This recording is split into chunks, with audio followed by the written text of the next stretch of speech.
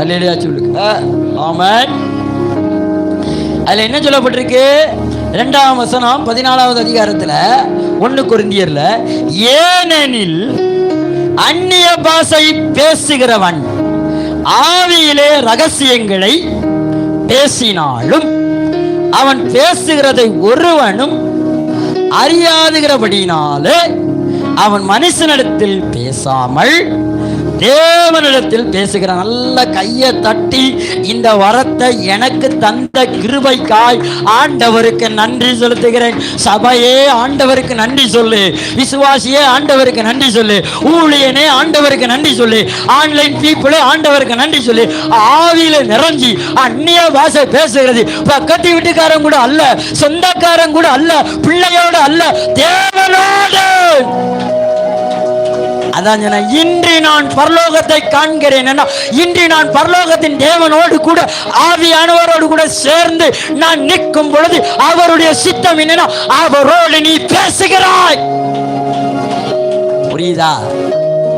தேவனுடைய சித்தம் புரியுதா? தேவனுடைய திட்டம் புரியுதா? நிறைய பேர் அந்நிய பாஷை பேசாதவன் இன்னைக்கு வருத்தப்படுவான். வருத்தப்படணும். ஏன்னா நீ இன்னைக்கு உலகத்துல தான் பேசிக்கிட்டு. ஆனா நீ நானும் அந்நிய பாஷை பேசுறதுனால ரகசியத்தை தேவனோட பேசிக்கிட்டு இருக்கோமா. அதனாலதான் கர்த்தர் இந்த பாட்டு தந்தார், பரலோகமே என்று காண்பையில இன்று காண்பாய். நீ இன்னைக்கு ஆவியில ஆவியானவரோட கனெக்ட்ல இருக்க இருக்க இருக்க இருக்க இருக்க இருக்க உன் பாஷை, உன் பேச்சு, உன் மூச்சு, உன் எண்ணம், உன் ஜெபம் எல்லாம் பரலோக தேவனோடு இருக்கு. அல்லேலூயா. அதனாலதான் நான் ஜெபம் பண்ணும்போது பாஸ்டரமா பிரசங்கமா அங்கே பரபர நான் பண்ணும்போது அவங்க பரபரப்பாங்க. என்ன நாங்கள் ரெண்டு பண்ணிட்டே இருக்கோம். பரலோக வார்த்தைகள் வரட்டும். அல்லேலூயா. பரலோகத்துல இருந்து இதுல சொல்லப்பட்டிருக்கு பாருங்க, ரொம்ப தெளிவா சொல்லப்பட்டிருக்கிறாரு. ஏனெனில் அந்நிய பாஷையில் பேசுகிறவன் ஆவியில ரகசியங்களை பேசுகிறானா.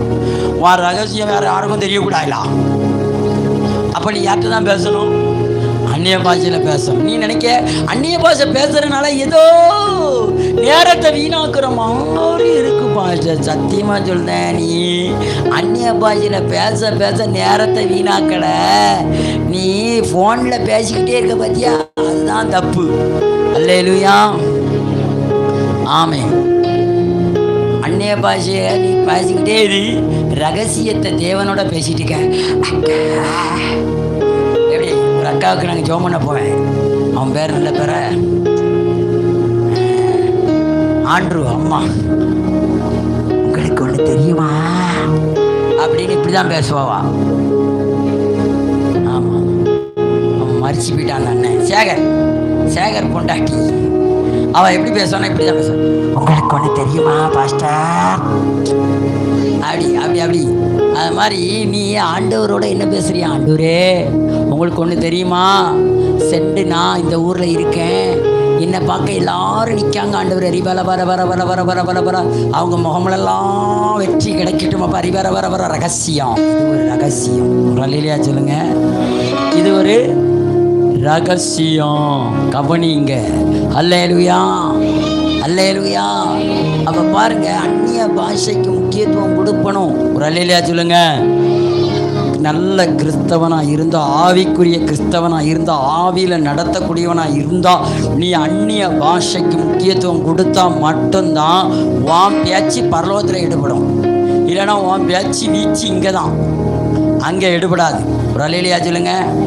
இதுதான் சொன்னேன், ஜென்ம ஸ்பாவத்தில் இருக்கிறவன் இதை நம்ப மாட்டான், ஜென்ம ஸ்பாவத்தில் நடக்கிறவன் இதை செயல்படுத்த மாட்டான். ஆவியில நடத்தப்படுகிறவன் மட்டும்தான் நிதானித்து ஆராய்ந்து, ஓ நான் அந்நிய பாஷை பேசுறது அலெக்ஸ் பாஸ்டரோட இல்லை, நான் பேசுறது சபைக்குள்ள இல்லை, நான் பரலோகத்துக்குள்ள பேசிக்கிட்டு இருக்கிறேன் என்பதை மண்டையில தேவன் தெளிய பண்ணுவாராக. அல்லேலூயா. இப்ப அந்நிய பாஷை விடுவியா? அந்நிய பாஷை பேசுறத குறைப்பியா? சும்மா சும்மா இந்த பாஷை எடுத்தோன்னே பர பர பர பர பர பர பர பர பர பரப்பங்க கூட என்ன ஜெபம் பண்ண போறதுக்கு எனக்கு இன்ட்ரெஸ்ட் இல்லை அப்படின்னு நினைக்கியா? நீ பேசுறது இங்க பேசல, நீ அவரு கூட ஜெபம் பண்ணல, நீ ஜெபம் பண்ண